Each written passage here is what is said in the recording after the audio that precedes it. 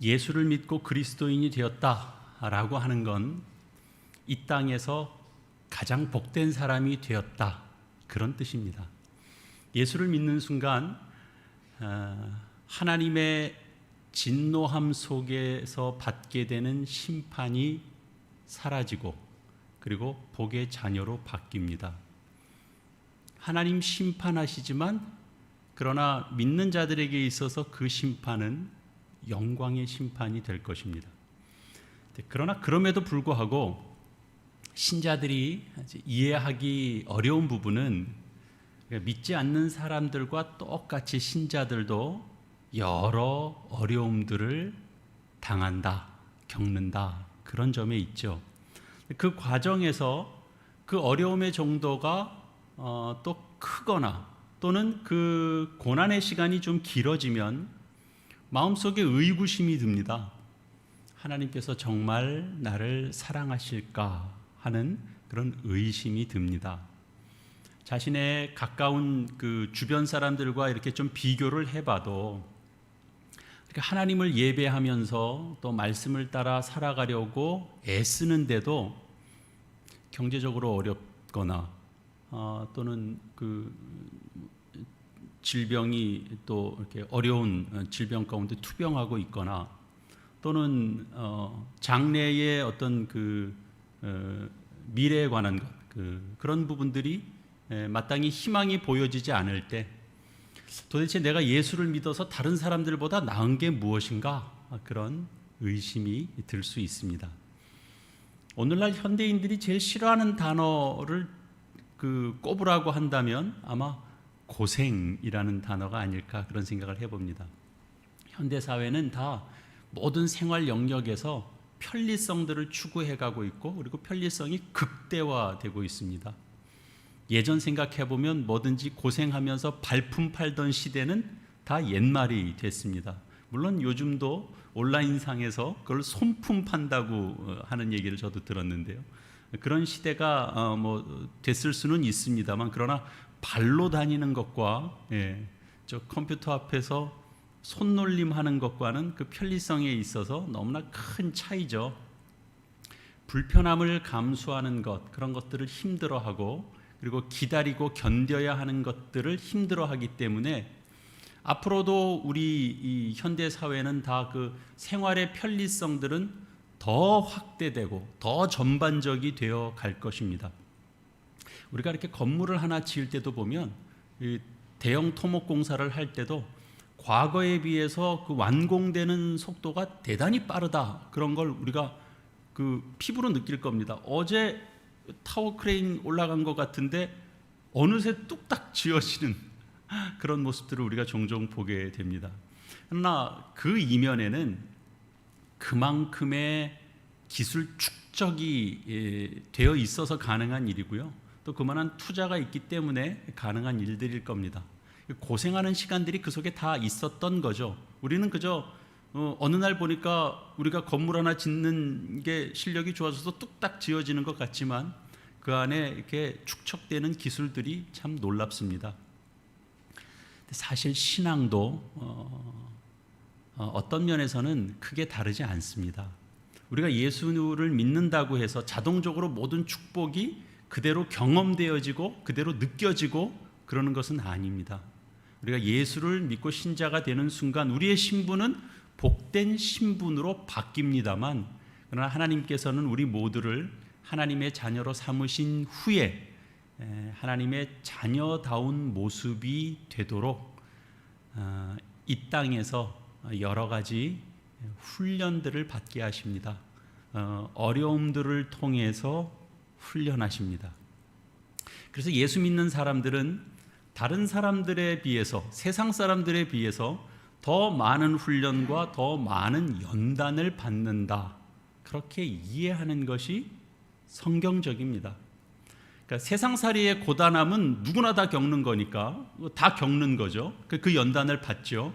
그런데 신자들은 하나님의 자녀이기 때문에 받아야 되는 그 거룩함을 위한 훈련들이 있기 때문에 그래서 그 고단함은 양적으로 질적으로 큽니다.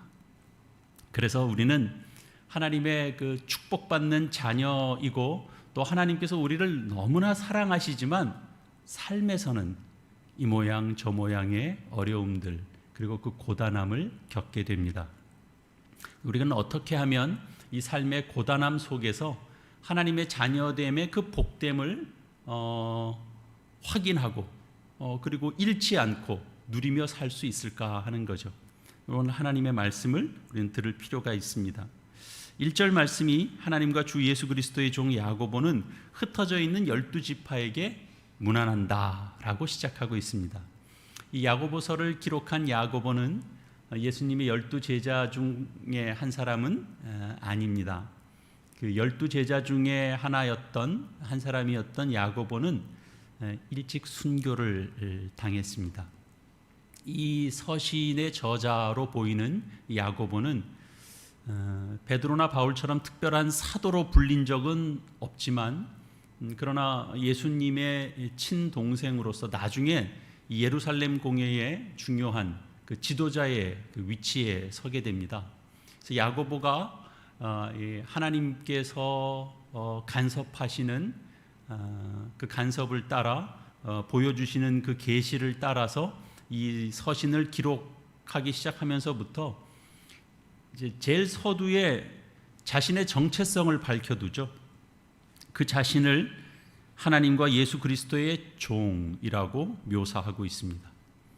조금 주의 깊게 들여다보면 야고보는 이미 하나님과 예수 그리스도를 동등한 위치에 두고 있다라는 걸 우리는 알 수 있습니다. 자신은 하나님의 종이면서 동시에 예수 그리스도의 종이다라고 지금 천명하고 있습니다. 대단히 중요한 정체성입니다. 이것은 그 단지 야고보서에서만 그 야고보를 통해서만 우리가 보여지는 것은 아니고요.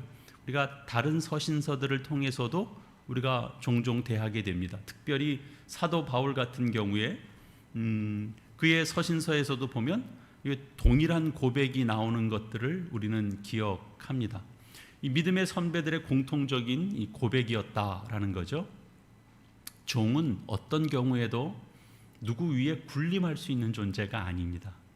다만 주인의 명령에 우리가 신실하게 따르고 그리고 복종하는 의무가 그에게 주어져 있는 거죠. 하나님과 그리스도의 종된 정체성을 가지고 이 야고보는 지금 누군가에게 편지를 보내고 있는데 흩어져 있는 12지파에게 편지를 보내고 있다 이렇게 밝혀두죠. 그럼 그 당시에 이스라엘의 12지파가 아직도 살아있단 말인가? 이런 생각이 언뜻 드는데요. 그건 아니고요. 대부분의 그 12지파는 이제 구약 시대를 지나오면서 이렇게 점차 희미해졌습니다. 그 구별이 희미해졌고 그 사라집니다. 그 존재 자체가. 그래서 흩어진 이 12지파라고 하는 것은 여러 곳에 흩어져서 신앙생활을 하고 있는 그리스도인들을 의미합니다. 그래서 야고보는 여러 교회들이 처해 있는 매우 어려운 상황들을 그가 전해 듣습니다. 경제적인 어려움도 있고요. 그리고 유대인들로부터 당하고 있는 그런 핍박들도 있습니다. 그래서 흩어져 사는 예수 믿는 그 당시에 그리스도인들이 여러 환난을 당하고 있다라는 소식을 그는 압니다. 그 어려움을 어떻게 감당해야 될지 몰라서 낙심도 하고 두려움 가운데 있는 그 여러 흩어진 교회의 성도들을 향해서 닥치는 여러 어려움과 환난을 믿음으로 이길 수 있다. 그걸 전하고 싶은 겁니다. 우리가 믿음으로 이겨내지 못하는 시련은 없다. 그렇게 전하고 싶은 거죠. 우리 신자들의 신앙생활에는 배움과 훈련이 있습니다. 당연히 하나님을 알아가는 배움이 있고요. 그리고 가르침받고 배움받은 것을 삶으로 살아내는 과정이 있습니다. 그건 훈련의 과정입니다. 야고보는 시련이 닥쳤을 때에 다른 시각으로 지금 바라보고 있습니다. 그동안 생겨난 감각이 있습니다. 믿음의 감각. 그리고 그 믿음의 시각이 있습니다. 그것을 활용해서 이것을 지금 기회로 보고 있는 겁니다. 여러분, 어떤 사람이 수영을 배웠다고 합시다. 그가 물에 빠지는 상황이 됐습니다. 근데 그 상황은 절망의 상황이 아니고 평소에 그가 배우고 훈련했던 그 수영 실력을 발휘할 수 있는 기회입니다. 발휘해서 그는 헤엄쳐 나올 수 있습니다. 우리가 위험을 만나지 않는다면 좋을 수 있겠습니다만, 위험을 만나더라도 우리가 듣고 배운 바대로 우리가 믿음 안에서 기도하고 믿음 안에서 얻는 지혜를 사용해야 하는 것이죠. 그래서 여기 2절 말씀에도 보면 내 형제들아 너희가 여러 가지 시험을 만나거든 온전히 기쁘게 여기라, 이런 말씀을 합니다. 우선 이 말씀 속에서는 좀 두 가지 상반된 내용이 나오죠. 첫째는 예수 믿는 사람들에게 여러 가지 시험이 온다라는 사실이 여기 이제 밝혀져 있고, 그리고 두 번째는 그런 시험을 만날 때 슬퍼하거나 낙심하거나 원통해하거나 그러지 말고 기쁘게 여기라 라는 내용입니다. 물론 여기서 말하는 시험은 세상에 그 먹고 사는 일로 겪는 그런 어려움을 말하는 것은 아닙니다. 여기서의 시험은 그러니까 믿음으로 살아내는데 겪게 되는 여러 어려움들, 그것을 말합니다. 우리가 다 알죠. 우리가 가르침 받은 바대로 우리가 신앙을 고백하는 바대로 우리가 살아내려면 어렵습니다. 어려움이 뒤따릅니다. 만만하지 않습니다. 이 세상은 불의함이 있는 세상입니다. 불의한 세상이기 때문에 당연히 뭐가 있습니까? 불의한 관행이 있습니다. 사람들은 다 그 관행을 따라서 삽니다. 그 관행을 따라서 처신하기 때문에 우리가 그 처신을 거부하게 될 때는 세상이 멋있게 봐주지 않습니다. 그래? 우리는 이렇게 사는데 너희는 그렇게 살아? 와! 그리고 박수 안 쳐줍니다. 고지식한 사람, 융통성 없는 사람, 주체성이 없는 사람, 그렇게 낙인 찍힐지 모릅니다.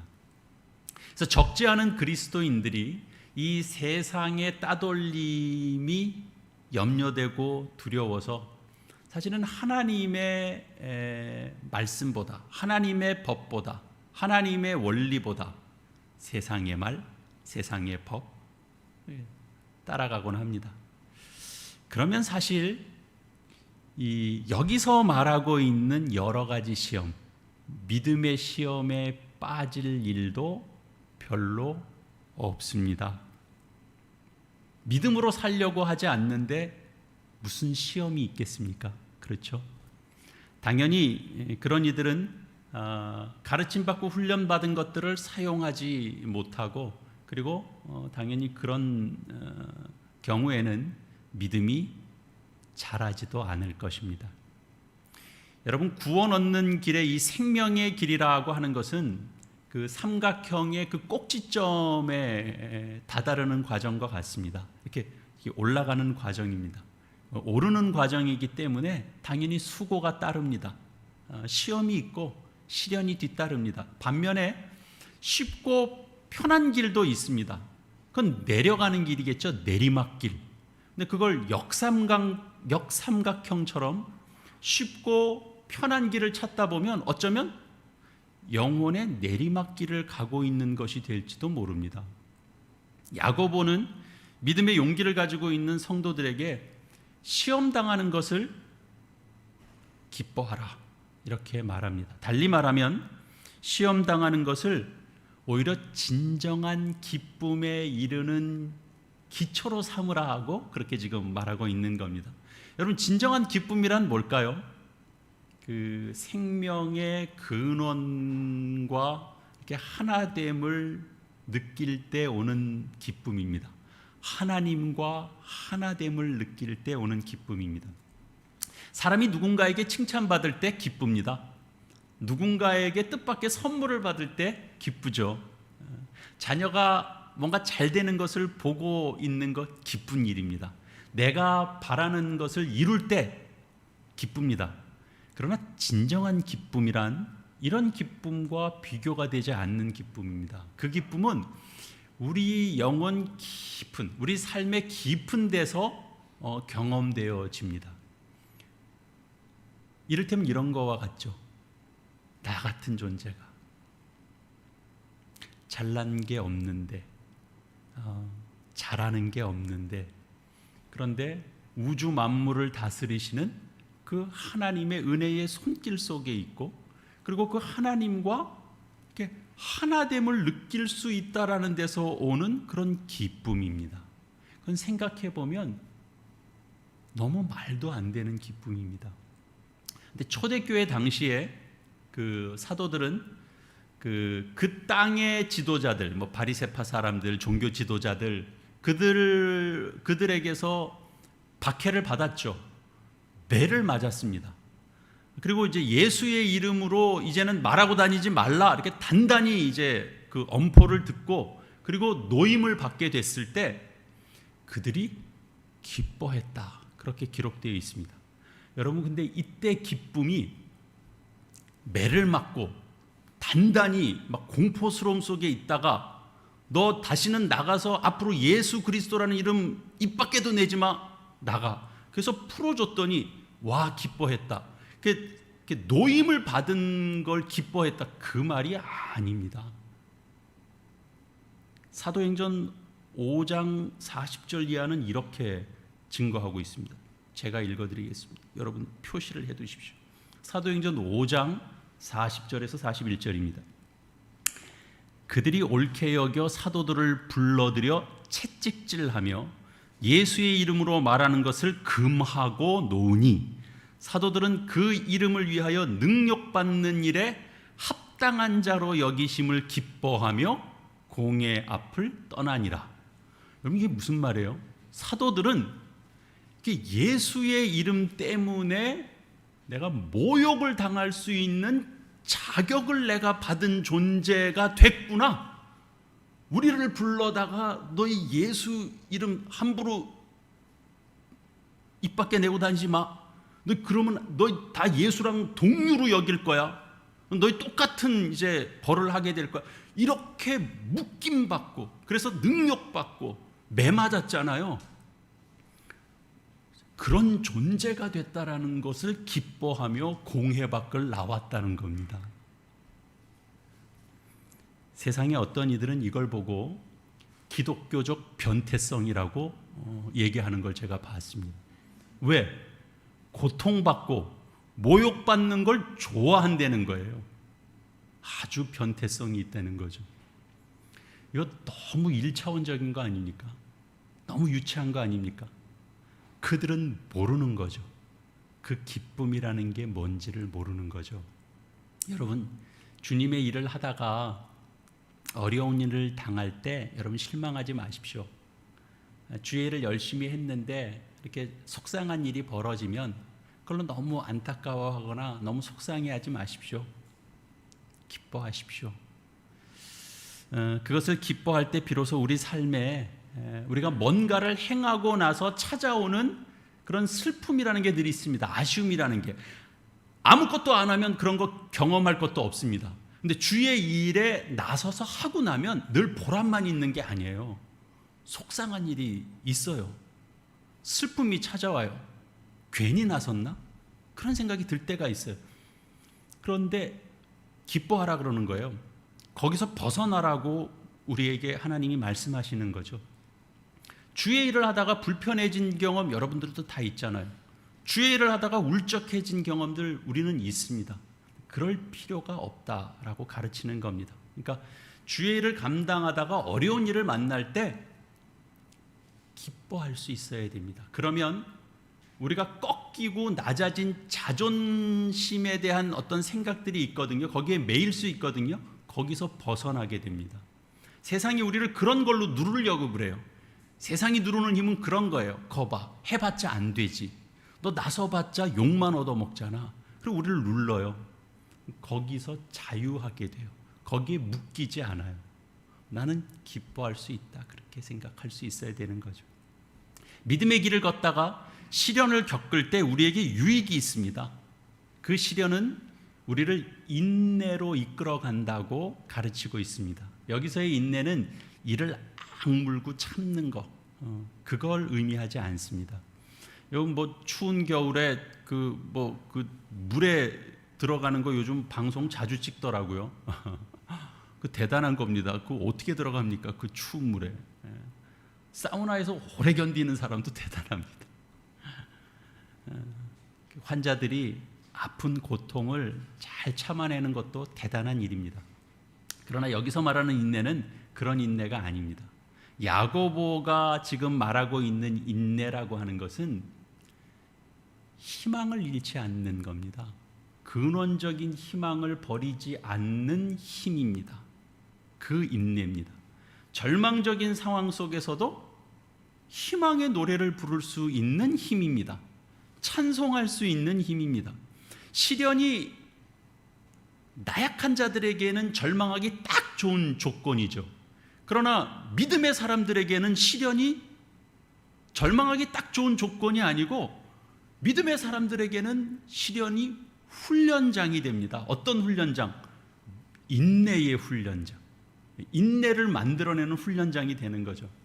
선한 일을 하다가 낙심하는 일을 볼 때가 많습니다. 왜 그러냐면 결실이 내 눈앞에 보이지 않기 때문에 그렇습니다. 그러니까 우리가 선을 행하려면 뭐가 필요하냐면 지속할 수 있는 열정이 필요하거든요.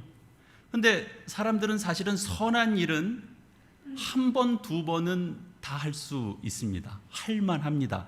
근데 그걸 지속하는 그거는 쉽지 않습니다. 제가 그 남자들 평균적으로 봐서도 그 설거지를 자주 안 하는 편에 속하는데요. 그래도 가끔 해요. 가끔 하면 그 재미도 있어요. 그리고 그 가끔 하면서 맨날 그 제 집사람한테 지적질을 합니다. 아니 이거 이렇게 내가 구석구석을 이렇게 해보니까 약간 좀 묻어나오는 게 있는데 도대체 설거지를 할 때 어떻게 하시는 거예요? 이렇게 한 번 하면서. 재미도 있어요. 근데 그걸 이제 매일 당신 참 잘한다. 나는 안 보였는데 어떻게 그런 거를 다 닦아내시냐. 너무 잘한다. 매일 하셔라. 그러면 저는 이제 그때서부터 힘들죠. 어렵습니다. 괜히 말했나 싶고 괜히 시작했나 싶고 그렇죠. 애기 보는 거 좋죠. 얼마나 좋습니까, 그죠? 저도 뭐 아이랑 잘 놀아줍니다. 놀 때는 아이 수준의 눈높이에 맞춰서.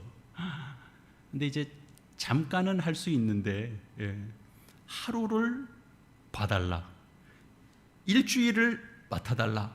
그러면 힘들죠. 어렵습니다. 그 열정이 잠깐의 열정은 있는데요. 그 선한 일을 하는 그 지속성은 사실은 만만한 것이 아닙니다.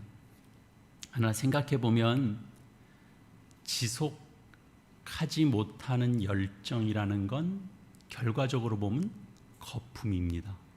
그거는 열정이라고 할 수 없습니다. 잠깐 했다가 그냥 꺼져버리고 마는 거죠. 그런데 여러분, 믿음의 시련을 겪으면 이 지속할 수 있는 열정이 생깁니다. 대장간에서 쇠를 다루는 모습 기억해 보시면 쇠를 풀무불에 달구고 마구 두들깁니다. 그리고 물에 푹 담급니다.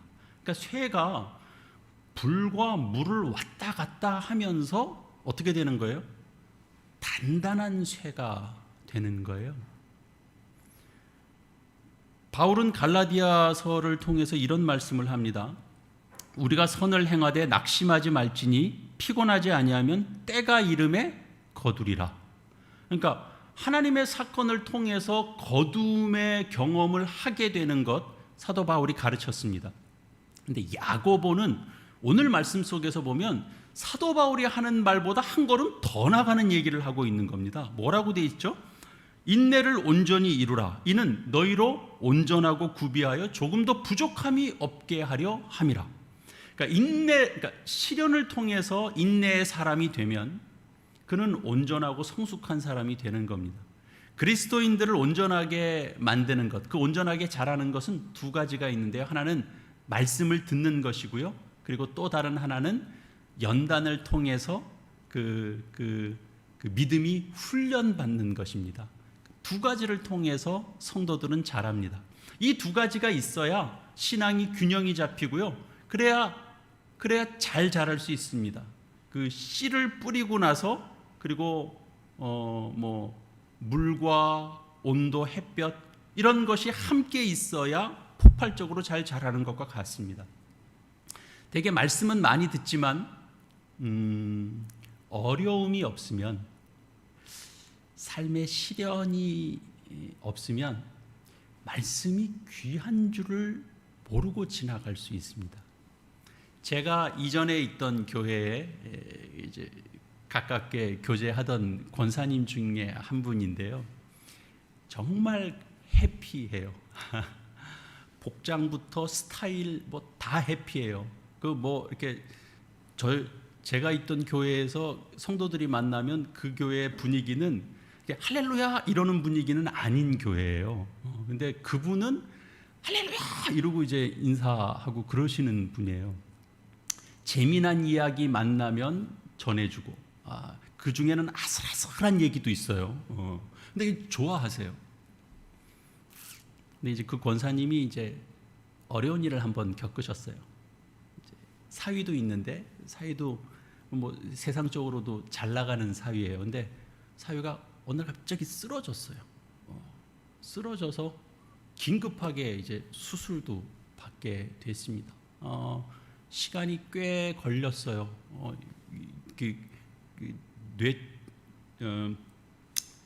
뇌출혈은 아니고 뇌졸중이 순간 왔는데 상태가 안 좋아서 머리를 수술했기 때문에 만만치 않은 수술을 했습니다. 그리고 이제 아슬아슬한 시간을 지냈죠. 짧지 않은 시간을 지냈죠. 그럼 어느 날 이제 만났습니다. 저한테 이런 얘기를 하시는 거예요. 목사님, 이제야 목사님들 하시는 말씀이 들려요. 그런 말씀을 하시더라고요. 그전에는 그 고난 이야기하고 시련 이야기하는 게 싫었답니다. 그런데 이제는 그 이야기가 들린다고 그 말씀을 하는 걸 제가 기억합니다. 여러분, 공감되는 부분이 있지 않습니까? 제가 온전하다라고 하는 이 말에 대한 성경적인 의미를 지난번에 한번 한 측면을 나눈 적이 있습니다. 온전함이라는 게 한 번도 뜯겨본 적이 없어서 잘 보존하고 있는 게 온전함이 아닙니다. 한 번도 깨어져 본 적이 없는 게 아니고 한 번도 망가져 본 적이 없이 잘 보존되고 있는 게 온전함이 아닙니다. 그물이 바다 깊은 속에서 날카로운 것에 의해서 긁히고 뜯기고 그리고 터지는 일들이 있지만, 그래서 여러 가지 시험을 당하고 믿음의 시련을 겪지만, 그래서 터지기도 하고 꺾여지는 어떤 공격을 받지만 그 속에서 훈련받게 하시는 그 하나님의 손길 속에서 하나님이 개입해 주시고 꿰매 주시고 싸매 주시고 다시 온전하게 해주시고 더 튼튼하게 만들어 주시는 그 하나님의 손길 속에서 결국은 인내가 빚어내 주는 성숙한 신자가 되는 것입니다. 결국은 인내가 한 사람의 품성이 되는 거죠. 성품이 되는 겁니다. 그러면 그 사람의 성품 속에 인내가 자리하고 있어요. 인내가 체질이 된 사람은 너그럽습니다. 인내가 체질이 된 사람이 괴팍하거나 그러지 않습니다. 인내가 체질이 되면 그 사람의 삶에 여유가 있습니다. 웬만한 풍파에 흔들리지 않습니다. 여러분, 세상에는 우리가 갖는 여러 가지 꿈들을 가로막는 일들이 참 많습니다. 그러나 여러분들이 희망을 갖는 것, 그런 것을 포기하지 마십시오. 주님은 우리에게 너희 다 포기하고 살아, 그렇게 우리를 부르신 게 아니고요. 너희 그리스도 안에서 새로운 피조물로 꿈을 가져, 희망을 가져, 너희 선한 것을 꿈꿔, 그렇게 우리를 부르신 거예요. 우리가 꼭 큰 일을 할 수 있는 자가 되어야만 그 하나님의 부름에 응답할 수 있는 게 아닙니다. 여러분, 그 희망은 작은 일에서부터 시작합니다. 그냥 우리 보이는 만남 속에서 누구 한 사람을 배려하는 작은 행동에서부터 시작되고요. 그 표정, 따뜻하게 말을 건네는 그 말 한마디에서부터 시작되는 것이고요. 저도 요즘 상가 주변을 이제 잘 씁니다만 예전에는 좀 투덜투덜하면서 쓸었어요. 근데 생각이 조금 바뀌었어요. 하나의 내가 어떤 부분들을 섬기는 일이다라고 마음을 가지면서는 그게 조금 즐거워졌습니다. 그런 거죠. 우리가 할 수 있는 일들은 작은 일에서부터 시작됩니다. 할 일이 많습니다. 작지만 소중한 일들을 우리가 감당해 나가면 우리가 이제 하나님께서 만들어 가시는 그런 세계에 정말 필요한 작은 희망들을 우리가 만들어 갈 수 있는 겁니다. 작은 물방울이 모여서 큰 폭포를 이루는 것처럼 여러분들이 갖고 있는 내가 이 작은 것에 내가 마음을 쓰겠다라고 하는 것들이 모여져서 결국은 이 세상의 그 거대한 악의 힘, 그 어둠의 힘과 이렇게 대항할 수 있고 대적할 수 있고 맞설 수 있는 겁니다. 사랑하는 교회 여러분, 저희 교회가 잘 성장하기를 여러분 원하십니까? 유일한 길이 있습니다. 여러분 모두가 이 세상에서 믿음 가지시고 그 믿음으로 세상에 지지 마시고 믿음 안에서 훈련받고 그리고 그 인내가 성품이 되어가는 그런 과정을 여러분들이 시간을 통하여 은혜를 받아가며 그런 것들이 이루어져 갈 때, 그럴 때 저희 교회는, 우리 교회는 성장합니다. 나는 아니고 나 말고 난 좀 떨어져 있는데 우리 교회가 잘 성장됐으면 좋겠다. 그거는 안 됩니다. 여러분 모두가 믿음을 잘 붙잡으셔서 희망을 꿈꾸시고 그리고 어려운 일들을 만나지만 그러나 내가 이걸 기쁘게 여기며 하나님이 이 속에서 나를 어떻게 뭘 만들어내시는지를 기대하면서 나아가는 그 희망이 있을 때 그 희망의 주인이 하나님이시거든요. 그래서 그 하나님의 손길 속에서 아름다운 것들이 빚어져 나갈 것입니다. 바로 우리가 희망을 만드는 곳, 바로 그곳에서 하나님의 이름이 높여질 겁니다. 하나님의 이름이 영광받게 될 것입니다. 기도하시겠습니다.